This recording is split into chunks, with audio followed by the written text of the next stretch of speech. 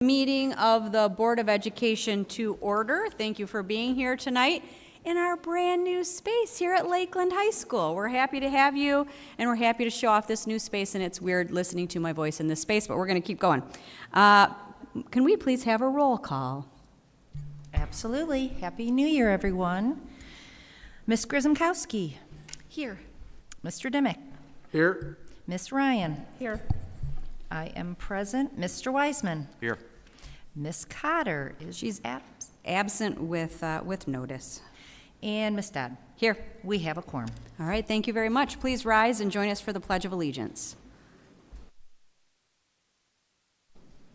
I pledge allegiance to the flag of the United States of America and to the republic for which it stands, one nation, under God, indivisible, with liberty and justice for all.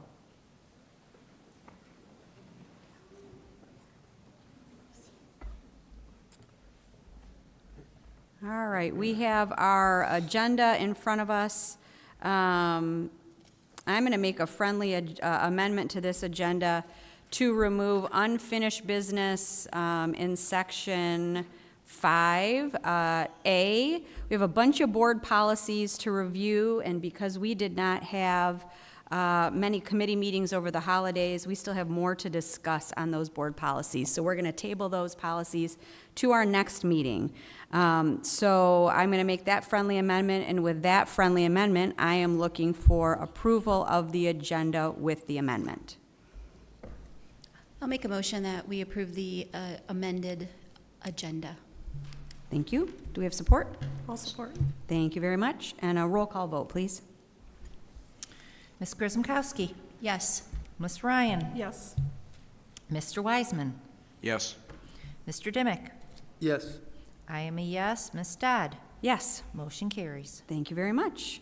All right, items from the board president. Just as we start the meeting, I want to remind everyone that we appreciate members of our community who share their public comments during designated times in our meeting agenda. This is an important opportunity for the board to hear from the community. However, it's not a time for two-way communication. A regular meeting of the Board of Education is designed for the board to conduct business of Huron Valley Schools in open session in accordance with the Open Meetings Act. Comments that require follow-up and investigation or communication will be handled by the superintendent. There are two segments in our agenda for public comment, sections 3 and 7 respectively. 15 minutes has been allocated in section 3 for public comments related to action or voting items or non-action items if time allows. The Board of Education will allocate more than the 15 minutes allocated in section 3 so that all public comments on action or voting items may be heard in section 3 prior to the board voting on these items. All comments on non-action items will take place during section 7 of the agenda, if not already heard in section 3. Speakers wishing to address the board must be present. All individuals will be given an opportunity to speak. If you're interested in speaking during tonight's public comment session, the agendas and also public comment forms are found on the table by the door. Once you've completed the form, you can return it to Ms. Cadell down at the end of the table. Other items from the board president. So happy holidays. Welcome back. I hope everyone had a restful and enjoyable holiday break. I know we all got to sort of tune out for a little bit and enjoy time with our families, and I think that's one of the most important things we can do this time of year. As we get into the month of January, we are ending our first semester. It's hard to believe, but there have been lots of emails that have come home over the last week, at least for me, saying, make sure your students prepared. Make sure they're looking at their notes. Do they know how to log in? Are all those things ready? So as we're ending, just a thanks to everybody for a great first half of the year. We've had lots of changes this year, moving from 3 middle schools to 2. We've had a lot of brave middle schoolers who have done it and done it well. A lot of middle school educators who have blended from these 3 buildings to 2, and we have a lot of gratitude for the work you've done to make everybody feel at home and feel like they're part of those respective middle school families. On our agenda tonight, we are going to be talking about Bid Pack 24-01, which is White Lake Middle School additions and renovations. And I will tell you, this is one of the things that I'm looking forward to as a board member, is being able to really get started with some of these big changes to our middle schools, helping White Lake become a brand new looking middle school with brand-new items, so it will be this campus and the Milford campus will both be centers for 3 strong buildings, elementary, middle, and high school, and we'll have opportunities for kids that will take us, 20, 30, 40, 50 years into the future with the changes that are happening to those schools. So with all of that comes a little bit of patience and a little bit of grace. But we know that on the other side of all the additions and renovations at White Lake Middle School, it will be a wonderful place to learn, just like it is now, but a wonderful place with a little bit more paint and new floors. So we're looking forward to doing that tonight and also talking about some bus purchases. This is Board Member Appreciation Month, which is always a little awkward, but we always appreciate being able to be here with you. We appreciate the opportunity to serve our communities and make sure that our communities have a voice in our school. So we appreciate that. I appreciate my board colleagues who join us here once or two for one meeting a month and the occasional committee meeting. But we appreciate being here with you, and we appreciate you joining us tonight. And with that, I do not have other comments, and we can move on to recognition, starting with Huron Valley highlights. Thank you, and I would invite Ms. Roppler to the podium.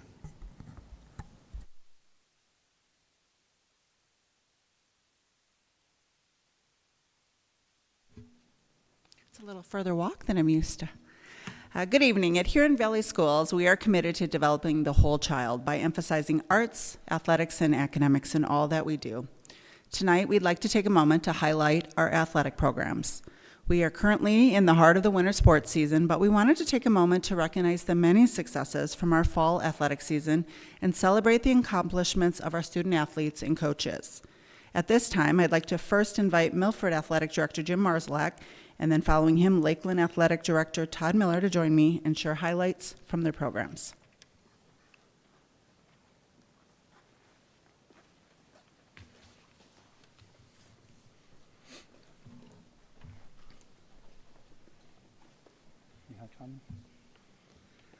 Thanks for having us. Like she said, my name's Jim Marszalek. I'm the athletic director at Milford High School. And we are in the middle of the winter season, which is what every athletic director would tell their family, Divorce Awareness Month, because there's so many events. Like I was talking with my wife yesterday, and I have 4 events this week that I said don't plan on me being home this week, so I'll see you next weekend. But for the fall, Milford had a successful fall both in competition and in the classroom. We had 7 teams earning academic all-state honors, which was boys cross country, girls cross country, girls golf, football, boys soccer, girls swim and dive, and girls volleyball. While nearly every fall team earned academic recognition, 2 teams also distinguished themselves with outstanding competitive success. The boys cross country team were conference champions as well as Oakland County champions. It was their 12th Oakland County championship, the most of any school in Oakland County. They earned a spot in the MHSA state finals for the 52nd time in school history and finished in 7th place. Kyle O'Rourke earned all-state honors again, as he was a guest for us last fall, finishing in 5th place overall with an impressive time of 15.2 seconds. He was 0.3 away from breaking the 15-minute mark. The girls volleyball team celebrated its first conference championship since 2015. They also collected individual honors as Lexa Pearson earned all-state honorable mention. I'd like to introduce the head coach, Annie Malberg, to give you a brief summary of the team. Good evening. Hi, I'm Annie Malberg. I'm the Milford varsity volleyball coach, and first of all, I'd like to say thank you for having us tonight. We are honored to be here representing our team and our program. I have with me some players. I'd like to introduce them for you. We're going to start with Elena Michelin. She is a junior middle hitter. Caitlin Cinco, junior defensive specialist. Delaney Heflin, senior setter. Kyler Madison, junior defensive specialist. Lexa Pearson, as he mentioned, our all-state honorable mention outside hitter. Lex Pearson. Addie Frost, our sophomore hitter. And Ashlyn Charter, our junior outside hitter. All players who contributed to our success this year. I was asked to highlight our season briefly, and that was really hard to pick just a few. This team was truly special and a joy to coach. We finished the season with 29 wins, the most since 2007.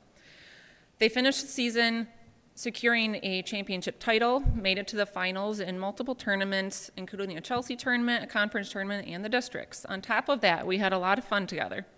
This team consisted of great athletes, hard workers, gritty competitors, and supportive teammates. I always remind my girls that winning is always our goal, but never our purpose. And this group lived that out. We played a lot of competitive games against top teams in the state. Three main things that stood out as we honor the league championship. We went to South Lyon East and caught a lot of people by surprise in winning that match in 4 sets. South Lyon East is a powerhouse in the volleyball world, if you didn't know, so that kind of put Milford on the map. Down the stretch, we knew the league was still in the running, and we had 2 rival games the last week of our season. We showed up strong against Northern, and they played seamlessly, the best I've seen them play, and then turned around and played Lakeland on Thursday, not only a rivalry game, but also knowing that the league title was on the line. They were clutch, and they performed under pressure, and we clinched the league title that night. So I'm proud to call my girls champions. I'm also proud to see them invest as teammates, as friends, and honestly, I'm also proud to see them cry at the end of the season. That means that we had a good year. So yes, we met our goal of winning, but we also met our goal of knowing that it's not our purpose. Thank you again for honoring our girls tonight. They deserve every bit of it.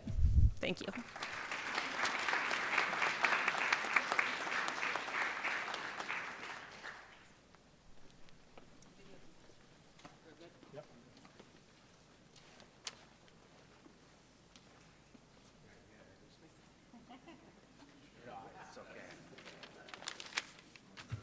I think what Jim meant to say is now my esteemed colleague, Mr. Todd Miller, is going to come up and talk, but no introduction needed, Jim. So, as Jim said, we had a wonderful fall season. In fact, I would say probably the best one since I've been here overall.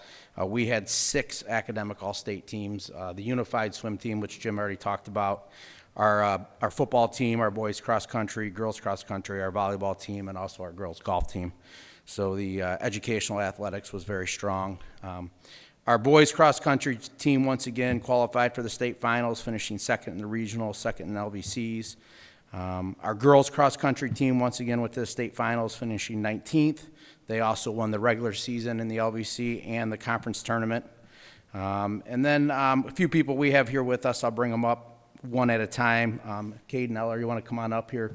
Our varsity football team finished runner-up in the LBC, qualified for this state playoffs 4 out of 5 years, was academic all-state. He won't come up here, but in the back we have Coach Jim Calhoun here. Coach retired after 38 years as a high school football coach, the last 9 here at Lakeland, 5 as our head coach. So first person I'm going to talk about is Caden Eller. Caden was a Detroit Free Press Dream Team All-State this year.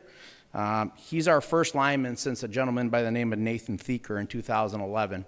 If anybody remembers Nate Thieker, he played at Wayne State. He was the GLIAC Offensive Player of the Year, and he went on to play with the New Orleans Saints, the Dallas Cowboys, and the New England Patriots. So I'd say it's pretty good company, huh, Nate? Caden. Caden's going to Davenport to play football. And Coach Calhoun said about Caden's just a pleasure to be around. His effort, dedication, and commitment to his team, himself, and the game is evident every day. So, Caden, great season.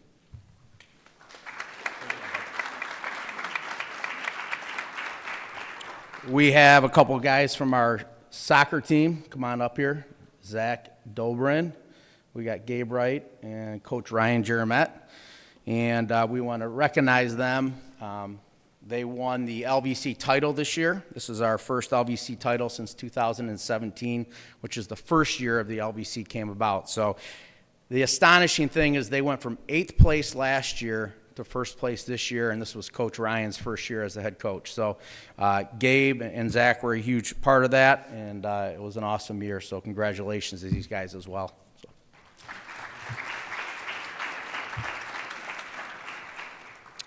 And then lastly, we're going to bring up our girls golf team. Come on up, girls. You too, Leah. Get up here. So this was by far the best season we've ever had in golf, in girls golf at Lakeland. They finished first in the LVC regular season. They finished conference tournament title. They're the first team to ever win the LVC, not named South Lyon. So that was a huge ordeal, right? Knocked them off. Finished second in the regionals. And then at states, they finished fifth, which is the highest we've ever finished. And it was fun because I got to be there and watch it, and knocking off schools that were 2.5 times our size, and they were getting really frustrated because they thought they were going to catch us, but they weren't going to catch us because our girls were so competitive. They were academic all-state. I've got Coach Tony Mango. I've got Abigail No. I got Caitlin Malinowski. I've got Auburn Miller. I've got one of the Linens. Hold on, Anna. Claire Linen. Darn it, I always get them wrong. They don't have their basketball shoes on. And then we have Anna Linen. And then we also have Leah. Leah's here representing the JV program. Thanks for showing up, Leah Calhorn. All right. And Abigail, step out. I'm going to embarrass you. Abigail is a freshman here, and she finished 7th overall individually at the state meet. So let's give her a huge round of applause. So, yeah. These girls were awesome, had an awesome season. So that kind of wraps up our fall. It was a great fall, and like Jim said, we're in the heart of winter, and we'll see you in the spring bragging about all of our awesome winter teams. Thanks.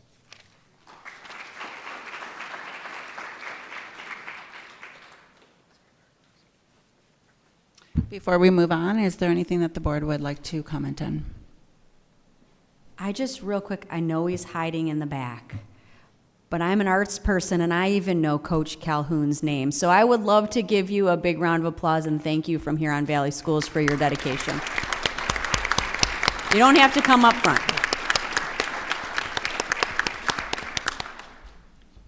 Mr. Wiseman? Yeah, Coach is actually overdressed. I didn't recognize him in long pants. But I do want to take a moment to thank both Jim and Todd. Our athletic programs have come a long ways, and I would be remiss if I didn't recognize both of them, because not only are our athletic teams competitive in and outside the classroom, but there's a lot of cooperation between the two high schools. And without Todd and Jim's leadership, that wouldn't happen, and had not happened in the past. So I congratulate both of you. The other thing I do want to recognize is the fact that we refer to our sports program as student athletes, and they're students first. And I think it's important to note how well our students do in the classroom. They excel in the classroom so that they can compete outside the classroom. And being a representative of our school district in the athletic area, just like in the arts, is a privilege. And we feel it's extraordinarily important to be that AAA school district. Athletics, the arts, and academics. And we live by that. And as I said before, to all of our athletes, it's a privilege. But at the same time, I want to say thank you, because you are ambassadors for our schools. You are Huron Valley. We talk about South Lyon, we talk about Walled Lake. Think about all the places that our athletes visit on a daily basis. They really represent our community in a variety of ways. It doesn't matter what the scoreboard is, all right? You are class, you act with class, you perform to the best of your abilities, and you represent our community so well. And there's a lot of sacrifice, and I recognize that. So I do want to say thank you personally and on behalf of the rest of the board.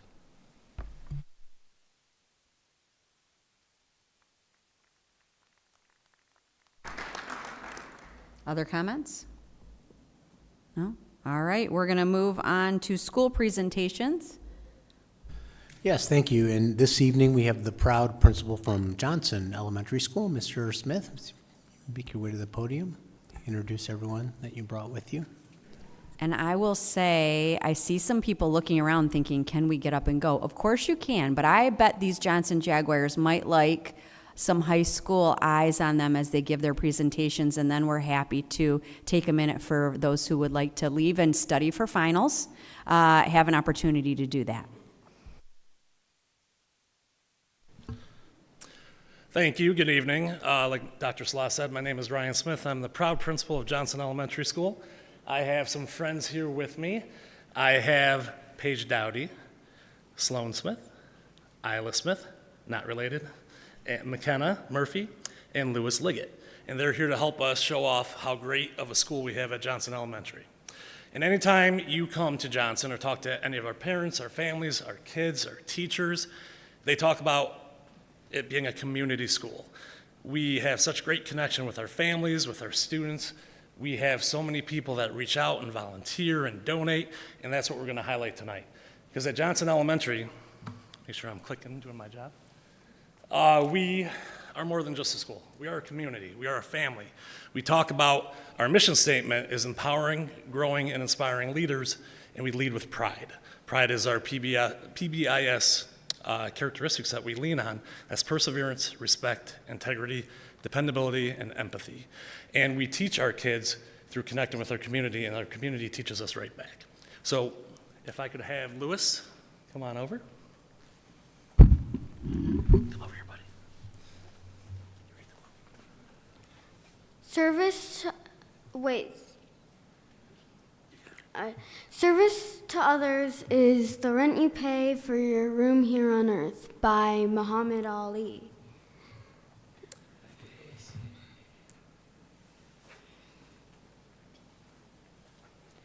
Hello, my name is Paige and I am a 5th grader at Johnson Elementary. I am proud to be part of a school that makes sure all students are fed so that they can concentrate on learning at Johnson Elementary. We have 3 programs that make sure no child goes hungry. First, Blessings in a Backpack is a program that is supported through community and our very own PTA. This program makes sure kids are fed 365 days a year. Second, the Johnson Snack Pantry. This is also funded by the PTA and supplies snacks for both kids that are in need or those of us that forget our snacks on occasion. Third, Johnson Champions. This is a group of parents that sign up to help my peers that are in need.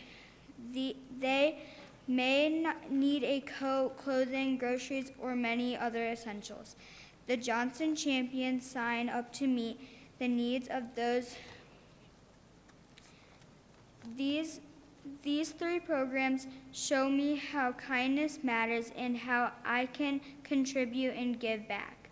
As our social worker, Miss Moreno, says, it is heartwarming to know how generous our community is. I could not agree more. Thank you for your time tonight, and always remember to be kind. It matters.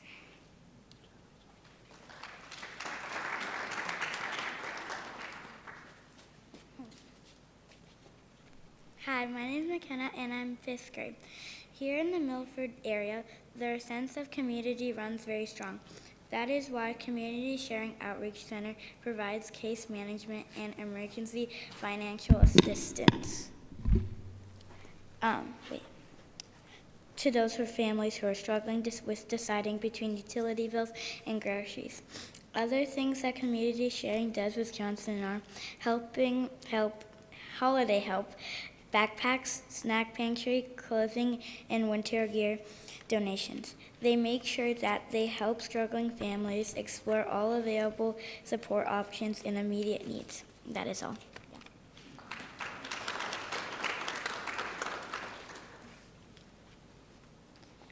My name is Isla Smith, and I want to thank Oak Point Church for being so understanding when families cannot afford stuff for their families, and especially around the holidays. They have done so much more to help our community, so as Johnson Elementary, I say we should lead with pride and thank them for being so kind.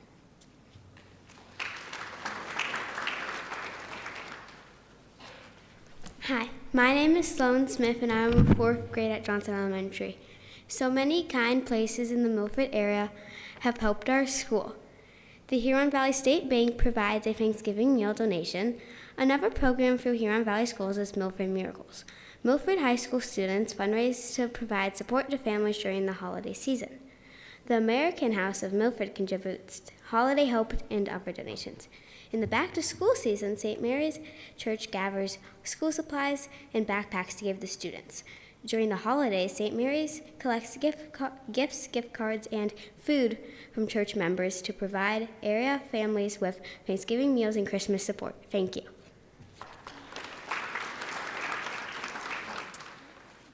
Excuse me. And a couple other things we have at Johnson. We have our Kindness Club, which we highlighted last year, and that is for 4th and 5th graders, and we do community outreach projects. We had our Kindness Club work on welcome bags, swag bags for new students and writing them letters, and they're also helping with morning announcements. And then something else that we're super proud of is we have the We Got Your Back rack, a couple different places in the school. What that is a coat rack that has extra clothes that have been donated by our community, whether it be winter hats, snow pants, jackets, gloves, things like that. No questions asked. It's a norm. Kids don't question anything. Kids go grab stuff whenever they need it, put it back as they can. So just 2 more things that we have at Johnson.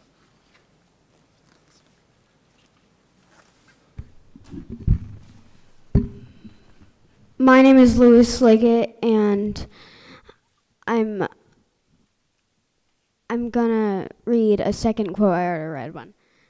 Alone, we can do so little. Together, we can do so much. From Helen Keller.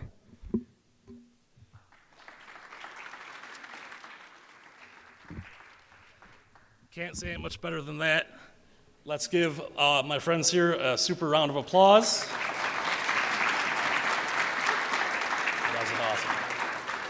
And these students, we say every day we want to lead with pride, and they're a great example of that. We thank you for your time tonight. At Johnson, we love our community, our board appreciation. We thank you for everything you do for us, and we just hope that we can help inspire, empower, and grow leaders. Have a great night. Thank you. Thank you. Before you sit down, we always do like to ask a few questions after school presentations. So I'm going to look to my board members here and see if anybody has questions for these students from Johnson Elementary. I'm looking. Yes. So you have worked with Milford High School, right? Have you worked with anything with Muir? No, not yet. Okay, that's okay, because you're all headed to Muir next year, right? Wow. Is there anything you're looking forward to working with Milford High School when you get there? Was there something that they did with you that you thought, I can't wait to do that? You want to say, Louis? What I've been waiting for mostly in high school is unrequired classes and clubs, because you can it's kind of depending on who you want to be when you grow up, you can decide what kind of person you'll be with clubs and unrequired classes. Thank you very much. Other questions for our Johnson Jaguars? So one of the things that I'm taking away from your presentation is how much kindness matters in your school, and how your community has done such a nice job spreading kindness to your school. Can you give me a good example, each one of you, all 5, of how you share kindness with your fellow classmates? What do you do at school? One example. I think that it is very important. Forgiveness is very important. Leading with pride is forgiveness and kindness. Very nice, thank you.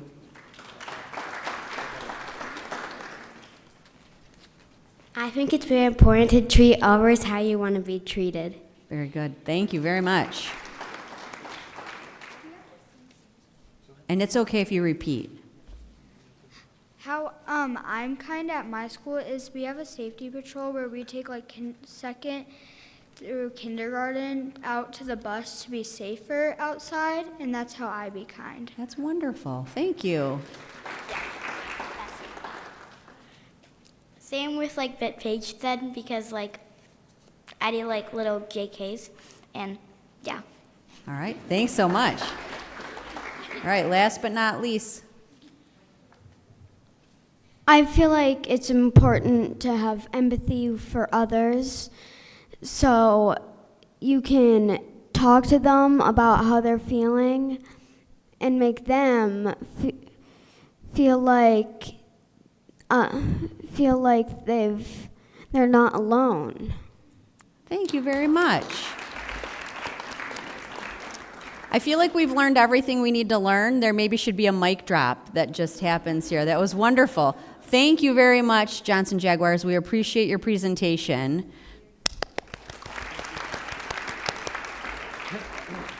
And with that, we do know it's the end of the semester, and you probably have tests to study for, wives to see, all of those sort of things. So thank you very much for coming. If you choose to leave, now's a great time to do that, but thank you for coming and spending a little bit of time with us tonight. That was good. I did a callback.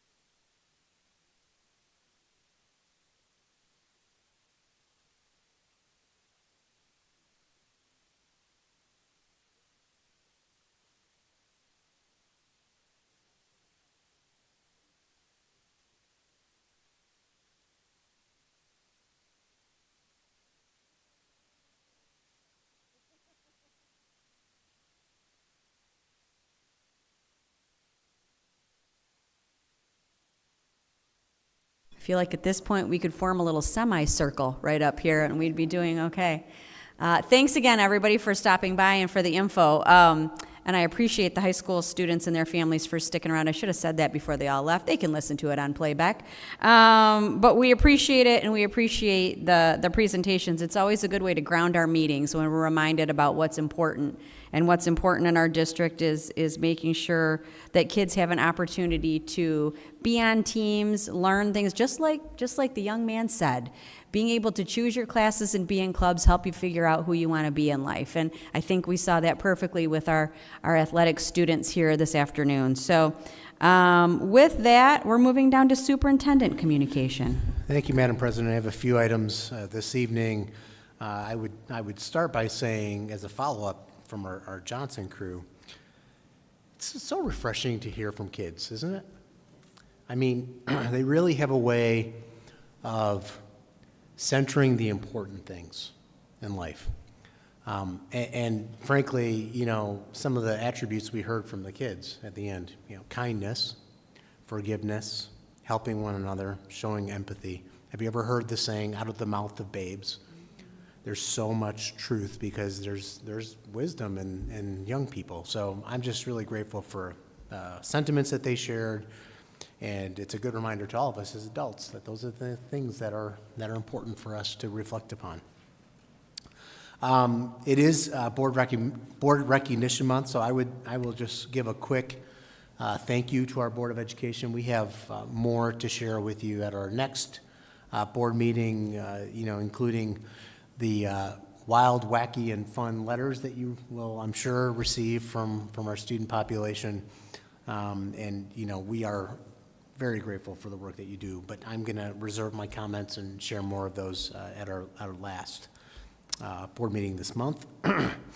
On Friday, we had a really wonderful cross-district rivalry where the boys and girls basketball teams competed against one another here at Lakeland High School. It was, of course, it was a great evening. Very well-attended event. We had lots of spectators in the audience. The student sections were in, I would say rare form, but they weren't in rare form. They were in normal form. I think for normal people, they would consider it rare form, but They were hilarious. They always crack me up. And one of the things I really appreciate, regardless of who wins or loses, because they always do a great job. They're very competitive. And, you know, they're students first, they're athletes next. But they have just a great respect for one another, a great sportsmanship, and I just appreciate that cross-district rivalry. They were both great games. Just another thank you to all of those who were able to attend the ribbon cutting this evening. We are sitting in a brand-new multi-purpose room that will benefit students for many, many years to come. As Ms. Dodd said a few moments ago, we expect that, you know, these bond dollars that our community has entrusted us with will benefit students for not 5 years, 10 years, but, you know, 20, 30, and beyond. So we have a lot to be excited about, to look forward to, and I know I've said it repeatedly, but I can't say it enough. We're just very grateful to our community for supporting the 19 bond, the 19 sinking fund, as well as the 24 bond. It's allowing us to really reflect the type of community that we have and offer stellar academic programs, outstanding arts opportunities, as well as athletic opportunities for our students and our student body. So this evening, a couple final thoughts. I want to share. So we're going to be asking our Board of Education at our next meeting in January to consider approving our first bid pack of the 24 bond proposal.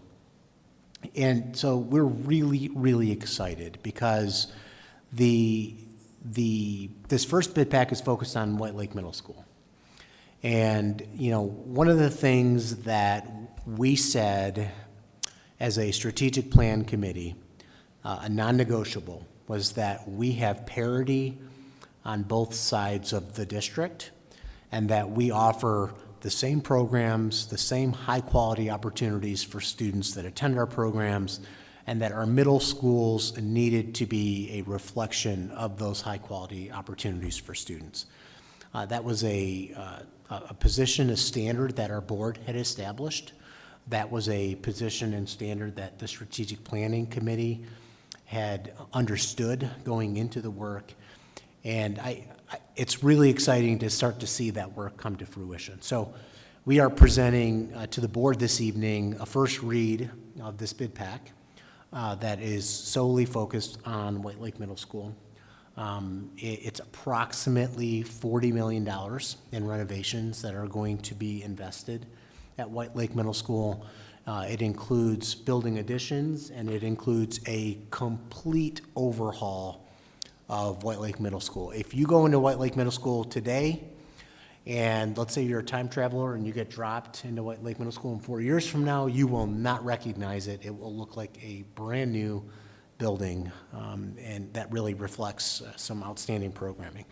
So that said, I want to cue up the screens here for just a minute. I want to share some renderings because, you know, those who were at the ribbon cutting saw some of the renderings on the poster boards out front. Those poster boards will be placed within the foyer area at White Lake Middle School so people know what's coming.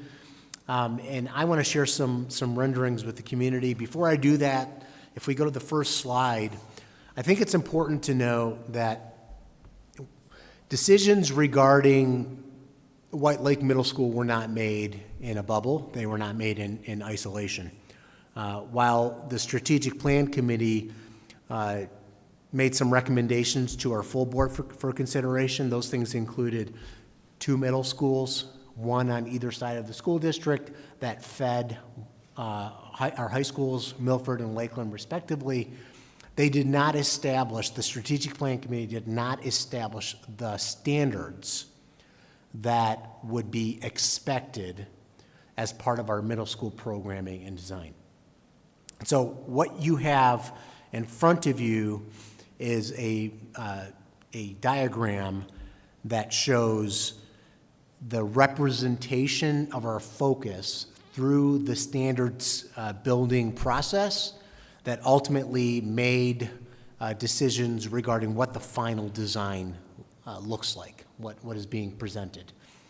And that committee, that group, had parents, it had community, it had elementary teachers and secondary teachers, it had elementary principals, it had secondary principals. There was a wide array of individuals that touch various aspects of the district, and then from that larger group, we had a multitude of focus groups that are really more so, I would say, like content area experts or programmatic experts across the district come together and really provide specific feedback. So, for example, while we had this large group that heard all of the feedback, we had an athletics committee. We met with our local police and fire from a school safety and security perspective to ensure that we were meeting all the best safety and security requirements that were out there. We met with our maintenance and operations teams regarding some of the operational aspects of managing a building. We met with a STEAM team, science, technology, engineering, and mathematics, that were focused on what our STEAM programming should look like. We met with a group of visual arts teachers, a group of performing arts teachers, to get their input regarding what these new buildings needed to include to ensure that high-quality programming occurred in the visual arts and the performing arts. We met with our PE teachers. We met with our media clerks. We met with, we had several meetings with our student support services representatives, which is our special education services, to ensure that we met a multitude of programs that exist across the organization. And then finally, we met with our food services department who provides breakfast and lunch for thousands and thousands of students every single year. And so from all of that feedback, the design was built, the bids were put out on the street, and that ultimately comes to where we are today and bringing some recommendations to the board. But what I'm excited about, what I think our community will be excited to see, is some of these renderings. So if we could go to the next slide. So I know that's a rendering, but when I looked at the renderings, for example, of the new front entryway at Milford High School, the renderings look exactly like the way Milford High School now looks when you drive up to the building. So this is what you can expect to see when you're looking at the front of White Lake Middle School. It's beautiful. It has the new mascot on the sign, very bold letters, the bollards in the front for school safety. And then it also matches the same design theme that is consistent throughout the organization. So if you drive by any Huron Valley school, you'll see some of the metal framing around the name of the school. And that is intentional, because for the longest time, people would ask, what school is that district, or what district does that school belong to? And it was difficult to tell because you couldn't find the signage, you couldn't determine which buildings were Huron Valley Schools District buildings. And so now all of our buildings have that same sort of theme in the front. If you go to the next, so this is actually the elevation you will see when you're driving down Bogey Lake Road. This is the new elevation, the new addition. This will be a two-story addition, primarily of classrooms, and where the vast majority of the instructional programs will be taking place in the district, or I'm sorry, at the school. If we go to our next, this is just another rendering of that new elevation making its way to the front of the building. And then if we go to the next, it's just another view again. So that's the new addition coupled with the existing space that's going to be renovated. And then the next is that's just outside, a hallway just outside of our media center. You'll see there are some quiet spaces for students to collaborate, to do small group instruction, and then the library is across the hallway from those collaborative spaces. If we go to our next, it's just another rendering of those collaborative spaces that's across from the library. Go to the next, there's our cafeteria. An outside view of the cafeteria, you'll notice If you've been in White Lake recently, you'll know that there really are very few windows. It's a very dark and dreary space, so removing the walls and adding windows to create a lot of really nice natural light. The next is another rendering of the cafeteria.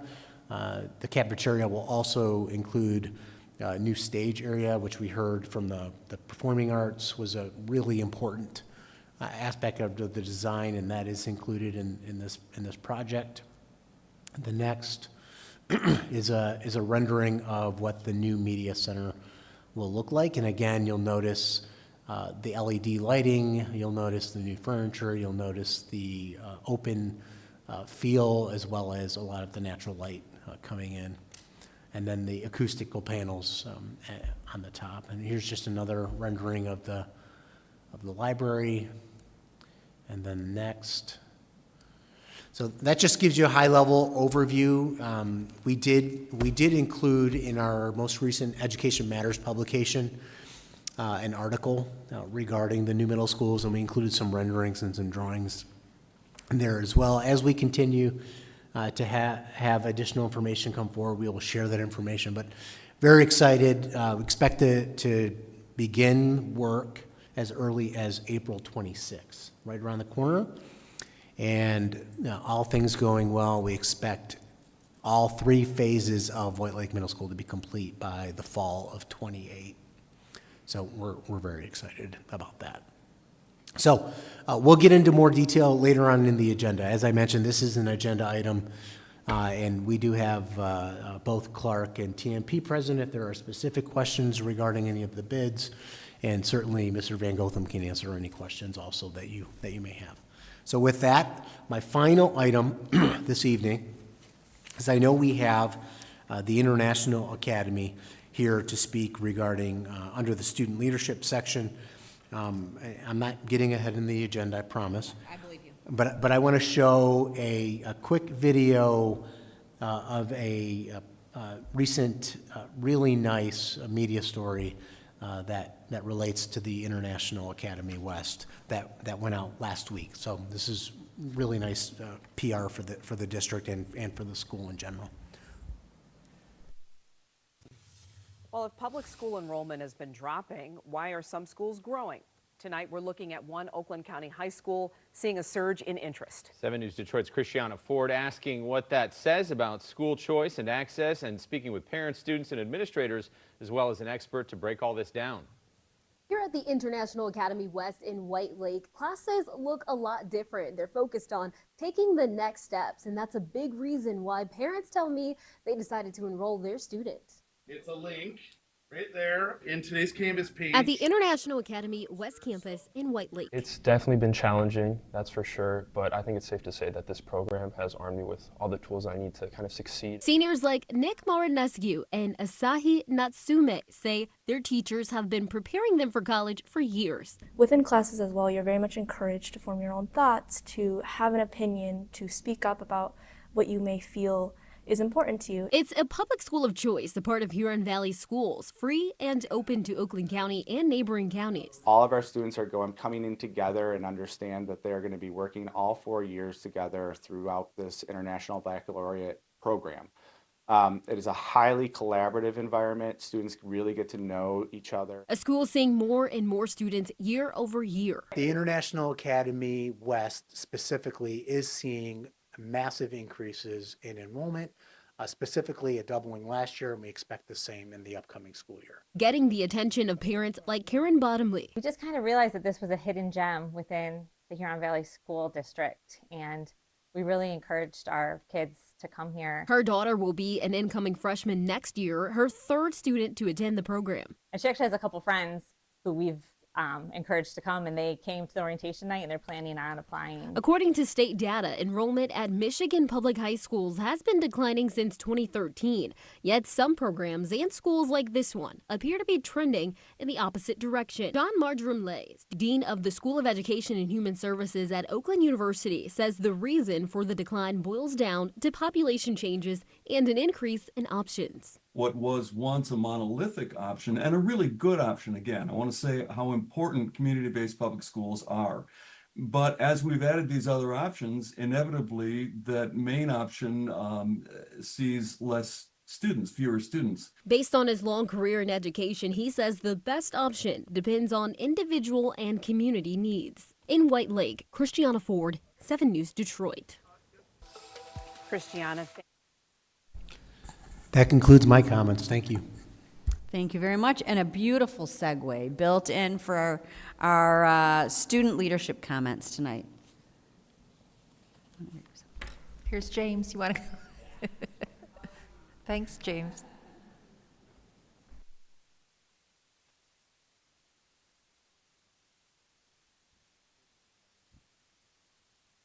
There we go, sorry. Good evening, everyone. I was actually planning on referencing that video as I talked today.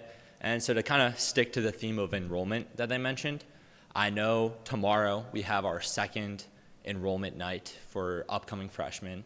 I think the last time I was here, which was like quite a while ago now, I mentioned our first enrollment night, which I was at, and that went really well. There are a lot of 8th graders there, and a lot of them seemed really interested in attending the IA. So hopefully we can have a similar turnout tomorrow. And then, as has already been mentioned at this meeting, it's our final week of the semester, so we're kind of preparing our final tests and stuff. We actually already had our midterms the week before Christmas holiday break, so that's kind of good to get that stress away, but we still have, some tests this week too, so that's going to be very fun. And then, so going into the new semester, I know several students are going to have new classes, especially freshmen, as the semester shifts. And we're also going to be having a new lunch schedule, too. I think for 3 of the 5 days of the week, our lunch is going to be moving earlier now. So I think some people are pretty excited about that because we eat pretty late in the day right now. So that's going to be good to have. And then coming up, not really that soon, I guess, but in May, the seniors are going to have our IB exams, so that's fun to look forward to. I'm going to have to put that on the calendar. But that's really all I've got for now, so thank you very much for having me here.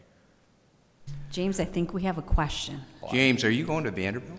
I am going to Vanderbilt, Are yes. you really? Yeah, Very excited. Excited? Yeah, oh my gosh. You're going to enjoy Vanderbilt and Nashville? Oh, the city's so pretty, and the campus too. I was really hoping I'd get in. I applied early decision, so I wasn't too sure, but I got in, so looking forward Congratulations. to it. Thank you very much. James, thank you so much. Yeah, thank you. We appreciate it.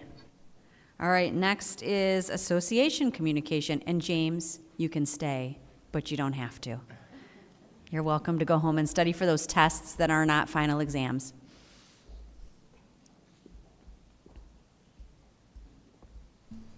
It's a long walk over here.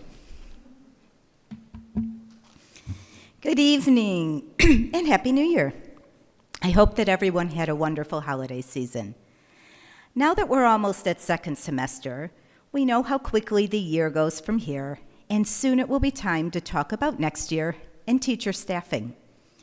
One significant piece that impacts how many teachers we have in the district is class size. Throughout this year, I talked with elementary teachers, and a recurring theme that continues to emerge is the discussion about positive impact of smaller class sizes. Over the past few years, the district, with the board's encouragement, has made a consistent decision to decrease many of our class sizes by adding an additional section to grade levels. Although that's not the case in every building or every grade level, lowering class sizes in these added sections has made a significant positive impact on both students and school staff. The impact of smaller classes on students is evident in their social, emotional, and academic growth. When talking with a lower elementary teacher whose class size was large last year, but this year is only 21 students, she shared with me that her smaller class size has positively impacted student engagement and behavior. Through the smaller class sizes, she can connect individually with students more frequently and create a classroom where students take academic risks because they feel they are known and supported. This leads to growing confidence, improved focus, and what we want, stronger academic growth. Though our school, we have a smaller, finite amount of time. With less students in a classroom, teachers can connect more often to students individually and in smaller groups. This leads to a greater ability to meet student needs and the ability more often to differentiate instruction to support students and their learning. In addition to helping students, smaller class sizes also have a positive impact on our teachers. Samantha Erickson, she's a third grade teacher at Johnson, who we had here today. Last year, she had 28 students, and this year, she has 21. She said to me, and I quote, "This year, I have time to teach, test, and still make learning fun. I don't feel I leave school every day frustrated, and I feel like I give people the attention that they deserve." These feelings are echoed by another teacher with a similar small class size experience. She expressed this year that she can provide more individual instruction, build stronger relationships with her students, leading to a better understanding of their needs and learning styles. Her students receive more immediate feedback, additional opportunities for guided practice, and support when they struggle.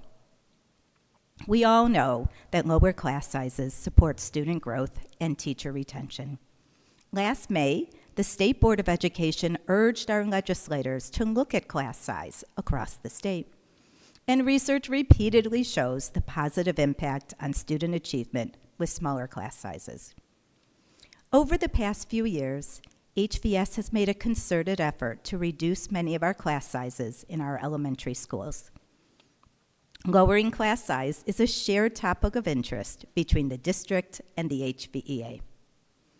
This February, the district and the HVEA will come together for our class size reopener as part of our collective bargaining agreement. This is an opportunity to take research and firsthand knowledge of our teachers to reduce our class size maximums in our contract. Dr. Salah and the Board of Education often state that Huron Valley is a destination district. Having lower class size maximums in our contract is beneficial for all, and it directly connects with our mission to be a destination district. We do know that real estate agents and prospective families research school districts in the surrounding area to look at class size maximum when considering where to send their children to school. Huron Valley is already investing resources, financial and personnel to support lower class sizes because we know this investment supports our students. Lowering our class size maximum in our contracts sends a message to our community and prospective parents that Huron Valley is committed to continuing to keep our lower class sizes. As research and best practice shows, this is the best way to support students and our educators. Smaller class sizes create a learning environment where students feel valued, supported, and better positioned to succeed as students. Smaller class sizes create a working environment where educators can meet the needs of their students and they are better positioned for success as a teacher. Let's make the focus of this new year about class size. Let's be a destination district where families come because they are guaranteed lower class sizes. Let's work together as a district and an association to make this happen. For our educators, for our families, but most importantly, for our students. Thank you. Thank you very much. I feel like we need to tell people to wear smart walking shoes when they're coming to this podium. We'll get there.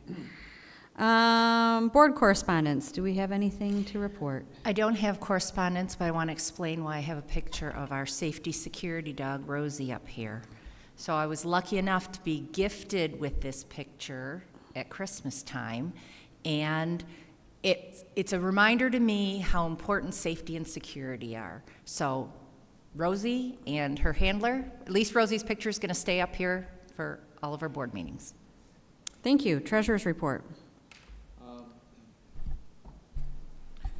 I just want to recognize Dr. Salah during his superintendent communication, because from a treasurer standpoint, our finance and operations group spent a lot of time going over the numbers and going over the bid results that are very complex and very elaborate. But what you did was, one, recognize the involvement of our community as it related to our educational specifications. When I talk about our community, I talk about our entire educational community, our teachers, our administrators, our parents. We're all involved in building the educational specs and making certain that there was parity between the two middle schools. So when we have our first reading today, and we're talking about a project that is over $40 million in nature, what it really means is increased opportunities for kids. So I want to thank you for bringing that to our attention and to bring that alive to us. So just wanted to point that out from a treasurer's standpoint. Thank you. Thank you very much. All right, moving down to reports from board committees. I'll start with the executive committee. Last meeting was held on December 18th at 9 a.m. at the admin building. We started right at 9 a.m. Present were myself, Mr. Wiseman, Ms. Cotter, Dr. Salah, Ms. Cadell, Ms. Rothler, and Ms. Wenger. We had no absences, no public comment. Our regular agenda included discussing tonight's board meeting, committee reviewed agenda in anticipation for the meeting tonight. We discussed school safety and security. Ms. Rothler provided an update on the mandated Stop the Bleed training. Elementary staff completed training in November, and the secondary staff are scheduled in March. Through Dr. Salah's partnership with Huron Valley Sinai Hospital, we're awaiting approval of a grant request to provide 80 Stop the Bleed kits. Thank you very much, Huron Valley Sinai Hospital. That is in the notes, I just added it. Legislative advocacy updates. Dr. Salah shared that he has a meeting later today regarding the state and federal 31AA relief. Early indications suggest the outcome may not be favorable. He will provide an update for the board at our following meeting. Board goals. Ms. Dodd, Mr. Wiseman, and Ms. Cotter will meet before the January 29th executive committee meeting to discuss board goals. Guest teacher data and process. Dr. Salah reviewed the permanent guest teacher model, highlighting the origins during the COVID-19 crisis and its core benefits: higher pay, guaranteed placement, and assignment flexibility. He compared December 24 absences and fill rate data with current figures under the revised process. The district will monitor this data for 2 more months to finalize the appropriate staffing levels before implementing any changes. Dedication of HVS Administrative Services Center. Ms. Rothler and the committee discussed plaques for the dedication of the new HVS Administrative Services Center. The overall design and size were determined, and a draft will be submitted to the board for final approval. White Lake Middle School bids. Mr. Wiseman shared that the White Lake Middle School project remains on track. Bids have been received and are under review by the administrative team. They will be presented at the upcoming January 7 Finance and Operations Committee meeting. Education Matters newsletter. Ms. Rothler shared with the committee the upcoming December Education of Education Matters, the monthly newsletter from Communications. Other, Ms. Rothler presented IA update and noted the marketing initiatives launched in early January are showing increased numbers for next year. We adjourned at 11 a.m. Our next meeting is January 29th at 9 a.m. in the administrative building. 9 a.m.? 9 a.m. Okay. Did I say p.m.? Ooh, that's too late. Way 9 too late. a.m. It's past Yeah, midday. January 29th, 2026, 9 a.m., admin building. Next, TLT. TLT did not meet in December because it was canceled due to a snow day, but we will be meeting this Wednesday, January 14th at 9 a.m. at admin building. Finance and Operations. Finance and Operations met on Wednesday, January 7th at 4:15 at the Administrative Office. Present were myself, along with members Ryan Dimmick, Dr. Salah, Mr. Van Gothen, Mr. Reeby, Miss Kerrigan, Miss Moore, Becky Timberlake, and Mike Miller from Clark Construction, and Bill Weinrock from TMP Architects. There were no public comments. We reviewed the minutes from the previous meeting. Our regular agenda included unfinished business that's before us tonight, which is the tax collection amendment for White Lake, where the resolution is one that we will be approving so that they will not charge us for tax collection in the future as it relates to school taxes. New business, Bid Pack 24-1, White Lake Middle School as presented tonight. The committee discussed Clark Construction's recommendation letter and bid tab summary for Bid Pack 24-1. The administration is asking the board to review the letter of recommendation from Clark in the amount of $47,406,234, which includes a 15% contingency of $6,032,607 and a 2.5% general conditions of $1,156,250. The committee asked a number of good questions, and we had a good discussion as it relates to the bid pack. This project will be funded both by the 23 capital project that was sold under the 2019 bond issue, along with the current 26 capital project fund. Administration will ask for approval at our next meeting, which will be January 26, 2026. In addition to that, we had our first read as it related to our 2026 bus purchases. The committee reviewed the purchase of 7 general ed school buses for $153,463 each from Midwest Transit, plus a $125 per bus to MSBO Cooperative Bus Purchasing Program, for a total price of $1,118,614 for those 7 buses. This project is funded through the 23 Capital Project Fund. Administration will seek approval at the January 26, 2026 board meeting. As usual, we had safety and security on our agenda, which we have every meeting, and there was nothing current to report. In addition to that, Mike Miller from Clark Construction gave the committee an update on the area that we're sitting in tonight, along with the one over at Milford, along with the pool filter update to make our pools on the other side of the wall operational. The administration building relocation, there was an update that was given by Dr. Salah and Mr. Reeby, who held a central office meeting regarding packing and moving, along with general guidelines for the move that is scheduled to take place over to their new home as part of Milford High School at the end of March. The Finance and Operations Committee, along with the rest of the board, will tour the new space at one of our future meetings, and I'm sure Mr. Van Gothen will let the rest of the board know when that's going to occur if they're interested. Future discussion items, there's going to be a meeting with Dr. Salah and Mr. Van Gothen as it relates to our ratings for our next sale of our bonds through Standard & Poor's, and due to our really good financial conditions, I think the meeting went well. Dr. Salah just mentioned it happened today, so by your shaking your head, it sounds like it went well. It went well. The meeting was adjourned at 5:26. Our next meeting will be on January 21st, 2026 at 4:15 at our administration building.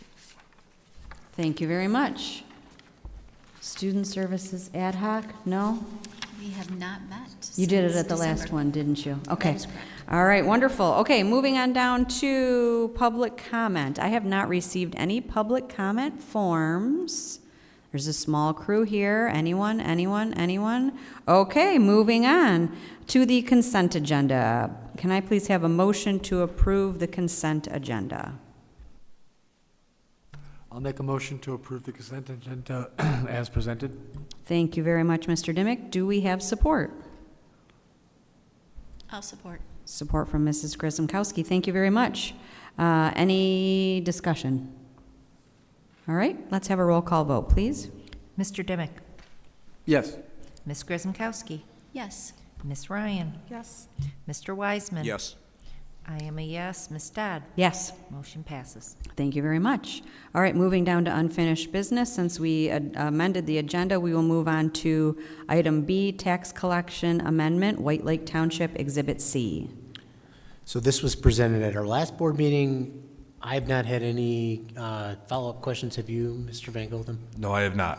So that being said, unless there are no questions this evening, we would ask for approval as presented. All right, well, we'll do a motion in a second, and then we can open discussion if we have it. Do I have a motion? I'll make a motion that we approve the tax collection collection amendment to White Lake Township as presented. Thank you, Mr. Dimick. Do we have support? Support. Support from Mr. Wiseman. Thank you very much. All right, any discussion? Mr. Wiseman. What was the final number? What are we going to save as a school district? Between $30,000 and $35,000 on an annual basis. Okay, and that's made possible because of an administrative fee that's now attached to personal property tax. Yes, so thank you to all the tax-paying members of our White Lake community, both business and individuals. The township has now waived the fee that the school district was paying to collect those taxes, so. Okay, thank you. Thank you for the clarification. Other questions? Seeing none, I'll call for a roll call vote, please. Mr. Dimick? Yes. Mr. Wiseman? Yes. I am a yes. Ms. Grisomkowski? Yes.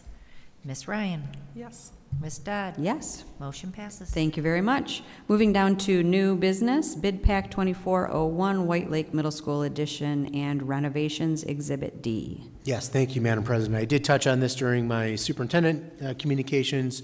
I will turn it over to Mr. Van Gotham for any additional information that he'd like to share, and we're happy to take any questions today, as well as between now and our next meeting when we ask for approval. So I'll speak briefly here and then just say that, you know, in addition to what Dr. Salah mentioned, obviously the middle schools have been a focus of our 2019-2024 bond program specific work, as well as our strategic plan in 2024. We worked with our steering committee to identify needs and make recommendations for our enhanced spaces. The district is also planning to sell the first bond series here within another month or so, with a close date of March of 2026. So the bid package did go out in November. In mid-December, we did receive those bids back. We did receive 69 bids in total. They were opened in red, as they normally are in our normal course of business with our bid packs. We do have a letter of recommendation from Clark Construction that's asking for a total of $47,406,000, which includes a 15% contingency and 2.5% general conditions. As the board and community will note, we typically have asked for 12% contingency, with the uniqueness of this being really a new middle school being built on top of an existing middle school. There will be some opportunities for challenges with this particular project, and so giving our construction team as well as our administration team a little bit of extra dollars to work with as we try to put this space together over the next couple years. We as a committee discussed it in pretty good detail, and then as an administrative team as well, that the 15% contingency might make sense for this project only. We do anticipate when we come to you in a couple months for the new middle school on the Milford High School campus, that will be new construction, and we will be going back to the 12% contingency. As Dr. Salah and Mr. Wiseman mentioned, we had some really good discussions in our Finance and Operations Board subcommittee. We provided a lot of detail for the board to consider. We are not asking for a vote tonight, but to take an opportunity to look at that detail for yourselves, and then Dr. Salah, myself, and any of my team can be available to answer questions you may have. But excited about this work. This is really the first project in a very big project in the 2024 bond package.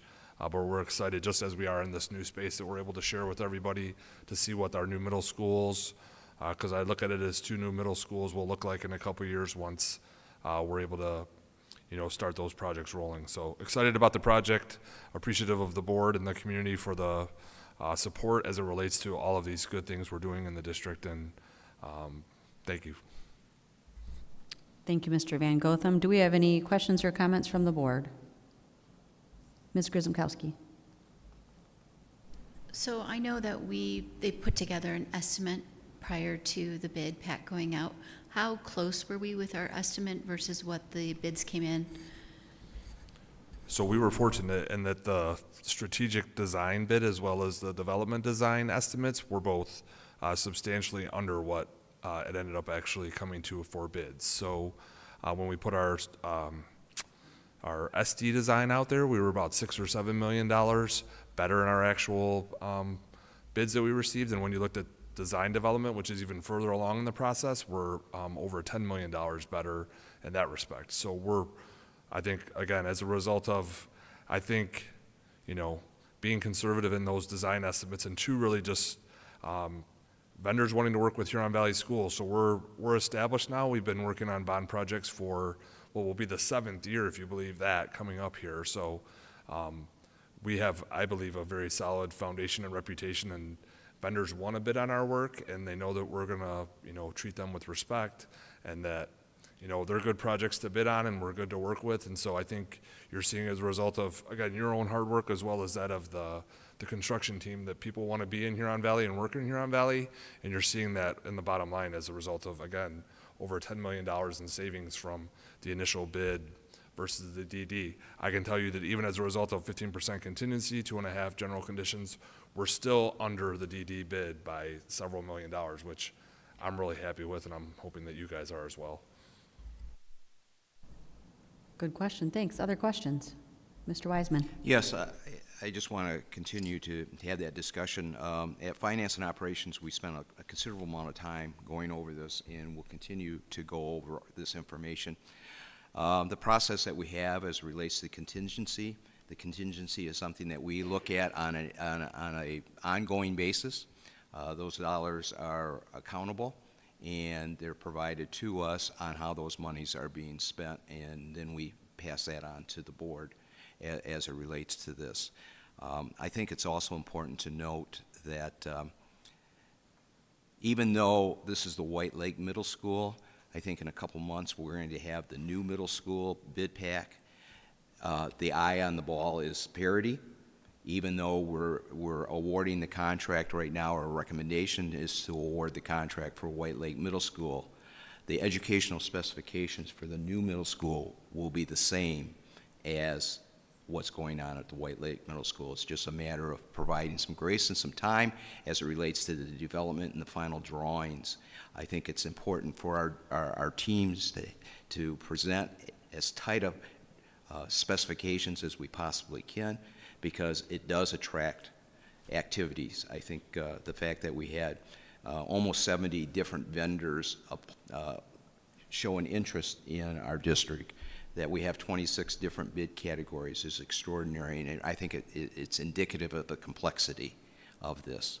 While this is construction, we still will have before us some bids as it relates to furniture and technology that goes along with both White Lake Middle School and the new middle school. Is that correct?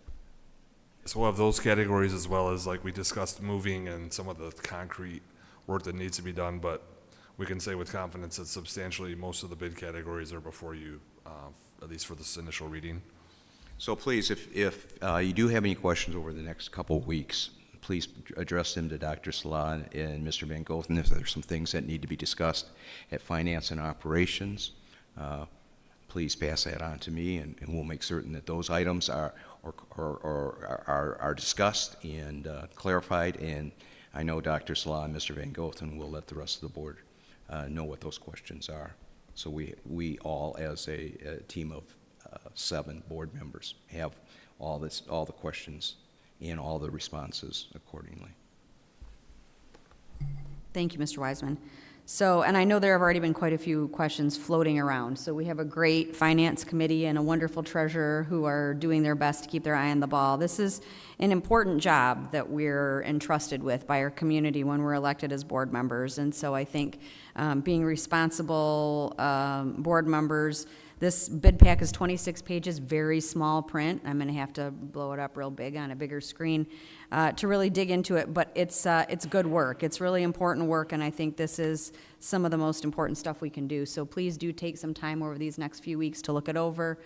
Reach out with questions, no questions too small, and we can work together to make a really great new old middle school right here in White Lake. All right, let's move on down to bus purchases. Item B, Exhibit E, please. I would say, I think Ms. Ryan has already memorized the 26-page packet, so she can probably give you the clip notes. Yeah. She's very, attention to detail when it comes to that stuff. Yes, so Jeffrey, 2026 bus purchases. Thank you, Dr. Sloss. So the Transportation Department developed a fleet replacement schedule when the 2019 bond was approved by voters. With that successful passage, we had allocated 50 buses in that initial purchase, and to date, we've purchased 33 of those buses. So we're asking for an additional 7 buses, which is a part of our replacement schedule. That'll take us up to 40 buses total. Our transportation department has done a really good job identifying those buses that have expired or are end of life. Typically what we've done is we will put those buses that we need to remove from our fleet into an auction, and then bring those proceeds back to the district. And so we did extensive detail to take a look at these bus purchases. If the community and the board recalls, we were just talking about our prior bus purchases as recently as 3 or 4 months ago. I am happy to note that the particular group that we buy our buses from has actually given us a $2,500 discount on the buses when you look at the specs in detail in comparison with the other 2 providers, and one of the 3 companies that sells buses actually has a $2,500 tariff charge in their detail, and Midwest, who we've used over the last several years, does not have that tariff charge. And I have been assured that even as you guys consider this over the next couple of weeks, that nothing will pop up between now and the 26th when we have our next board meeting. So happy to discuss that or take questions, but again, this is a part of our normal replacement schedule. And even as we're looking at transportation routes and the consideration of 3 tiers to 2 tiers, we will still need buses, as these are at least 12 years old, the buses we're looking to consider to replace. So happy again as a result of the community and the support behind the bonds, which allows us to purchase buses and have our kids in the safest of environments as we bring them to and from school and some of their activities. Thank you, Mr. Van Gotham. I feel like we just purchased buses, so here we are again with more bus purchasing. But it's good. The last bus purchase was a little bit of a journey for us, and it's nice to know that tariffs are not going to be a challenge this time with this bus purchase. That's good to know. Any questions from the board? Mr. Wiseman. How many buses do we have in our fleet? So we have approximately 70 buses total, Mr. Wiseman. And you said currently we've replaced 33 of them through bond issues, and we have another 7? Correct. So that's, in my calculation, between $6 and $7 million, correct? Just to get our students to the door so that we can provide instruction to them. And without that, we'd have to take that out of the general fund. And I know we talked about class size, and we talked about a variety of other types of things. And obviously, that $6 or $7 million, if we didn't have a bond issue and we'd have to take it out of the general fund, would have a direct effect on class size, would have a direct effect on providing services to our kids. So I just want to point that out and once again say thank you to the community, because it has a tremendous effect on the instructional opportunities for our kids. So it's extraordinarily important. So thank you very much. Thank you, Mr. Wiseman. Other questions? Mrs. Grzymkowski. I'm trying to remember back to the early part of December when we had our last board meeting. I think that was in December that we discussed the other bus purchase. One of the things that came out of that was we were actually getting better buses for approximately the same price. Are these the same type of buses, or is this just our normal? So these are international buses, which is what we have a majority of our fleet in, and those, when you look at the tiers of buses, there's really 3 different brands, and we're in the middle, so it's still a very quality bus, but with the discounts provided from Midwest, it actually is the least expensive for having the middle of the range buses. So our transportation garage appreciates that because they're very familiar with international buses, and so we've been fortunate that our mechanics have stayed on for several years now. We always have turnover like every department we have in the district, but our mechanics are very knowledgeable about these international. We bought in parts as it relates to these buses that are, year to year pretty interchangeable, and so having a fleet that's very similar in nature to the buses behind them makes it easier for our staff. It makes it easier for our drivers who are familiar with this particular bus.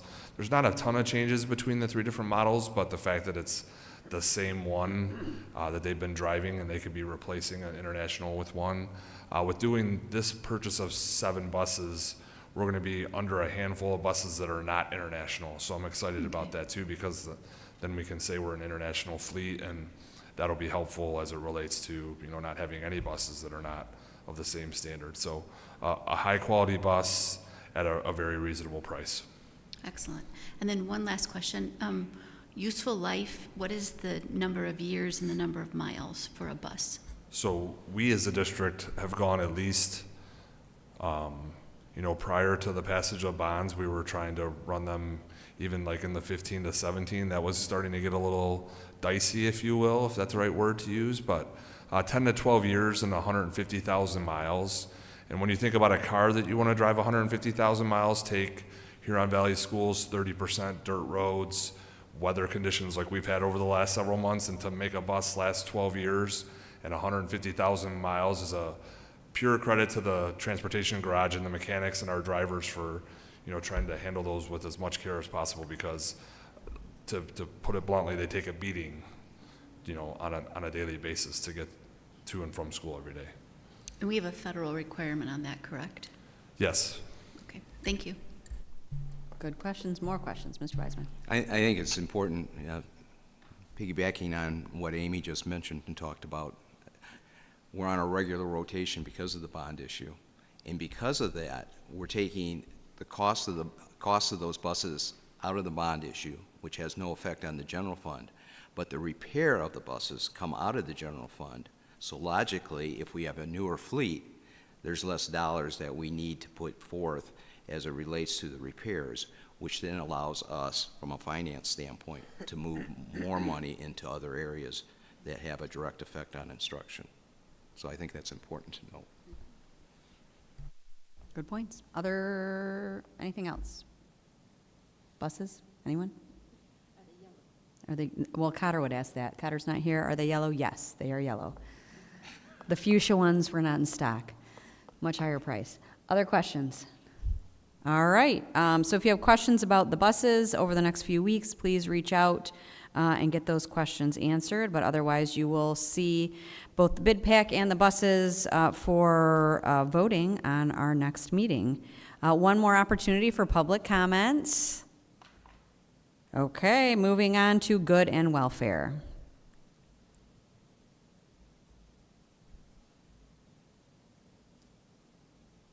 So quiet. Happy New Year. I guess so. Happy New Year. I guess the good and welfare is that was an hour-and-a-half meeting. We are 2 minutes before that. Make sure you spend your time wisely in these dark months. Find wonderful things to do with the people you care about. And with that, we are adjourned.